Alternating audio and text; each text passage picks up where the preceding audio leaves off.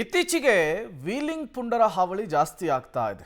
ಒಂದು ಕಡೆ ಪ್ರಯಾಣಿಕರಿಗೆ ಕಿರಿಕಿರಿ, ಮತ್ತೊಂದು ಕಡೆ ಪ್ರಾಣಕ್ಕೂ ಕೂಡ ಸಂಚಕಾರ ತರ್ತಾ ಇದೆ. ಕೋಲಾರದಲ್ಲಿ ವೀಲಿಂಗ್ ಹುಚ್ಚಾಟಕ್ಕೆ ಪಾಪ ಅರ್ಚಕ ಸಾವನ್ನಪ್ಪಿಟ್ಟಿದ್ದಾರೆ.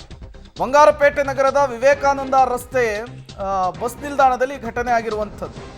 ಗೋಪಾಲ ಅಂತೇಳಿ 45 ವರ್ಷ ಅರ್ಚಕರು ಸಾವನ್ನಪ್ಪಿದ್ದಾರೆ. ವೀಲಿಂಗ್ ಮಾಡ್ತಾ ಇರ್ತಾರೆ ಇಬ್ಬರು ಅಪ್ರಾಪ್ತರು. ಬಂಗಾರಪೇಟೆ ಪೊಲೀಸ್ ಠಾಣೆಯಲ್ಲಿ ಪ್ರಕರಣ ದಾಖಲಾಗಿದೆ. ಈ ವೀಲಿಂಗ್ ಹುಚ್ಚಾಟಕ್ಕೆ ಅಮಾಯಕರ ಜೀವವೊಂದು ಬಲಿಯಾಗಿರುವಂತಹ ಘಟನೆ ಕೋಲಾರದಲ್ಲಿ ನಡೆದಿದೆ. ನೋಡಿ, ಇವರೇ ಅರ್ಚಕರು ಸಾವನ್ನಪ್ಪಿರುವಂಥದ್ದು. 45 ವರ್ಷ ಇವರಿಗೆ. ಇವರು ತಮ್ಮ ಪಾಡಿಗೆ ತಾವು ಹೋಗ್ತಾ ಇರ್ತಾರೆ. ಯಾರೋ ಇಬ್ಬರು ಅಪ್ರಾಪ್ತರು ವೀಲಿಂಗ್ ಮಾಡ್ತಾ ಇರ್ತಾರಂತೆ. ಇದರಿಂದ ಈ ಘಟನೆ ನಡೆದಿರುವಂಥದ್ದು. ಬಂಗಾರಪೇಟೆ ನಗರದ ವಿವೇಕಾನಂದ ರಸ್ತೆಯ ಬಸ್ ನಿಲ್ದಾಣದ ಬಳಿ ಈ ಘಟನೆ ನಡೆದಿದೆ. ಈಗ ಪೊಲೀಸರು ಯಾವ ರೀತಿ ಕ್ರಮವನ್ನು ತೆಗೆದುಕೊಳ್ತಾರೆ ಅನ್ನೋದನ್ನು ಕಾದು ನೋಡಬೇಕಿದೆ. ಗೋಪಾಲ ಅಂಥೇಳಿ ಇವರ ಹೆಸರು. 45 ವರ್ಷ. ತಮ್ಮ ಪಾಡಿಗೆ ತಾವು ಕೆಲಸ ಮುಗಿಸ್ಕೊಂಡು ವಾಪಸ್ ಬರ್ತಾ ಇದ್ರು.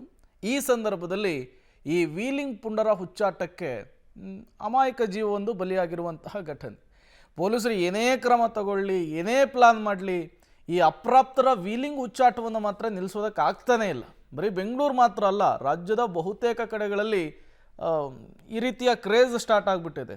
ಒಂದು ವೀಲಿಂಗ್ ಮಾಡೋದು, ಅದನ್ನು ಸೆರೆ ಹಿಡ್ಕೊಳ್ಳೋದು, ಸೋಷಿಯಲ್ ಮೀಡಿಯಾದಲ್ಲಿ ಹಾಕೋದು, ಲೈಕ್ಸು, ಕಮೆಂಟ್ಸು, ಶೇರಿಗಾಗಿ ಈಗ ಒಬ್ಬ ವ್ಯಕ್ತಿಯ ಪ್ರಾಣಕ್ಕೇನೆ ಕುತ್ತು ತಂದಿರುವಂತಹ ಘಟನೆ ಕೋಲಾರದಲ್ಲಿ ನಡೆದಿರುವಂಥದ್ದು.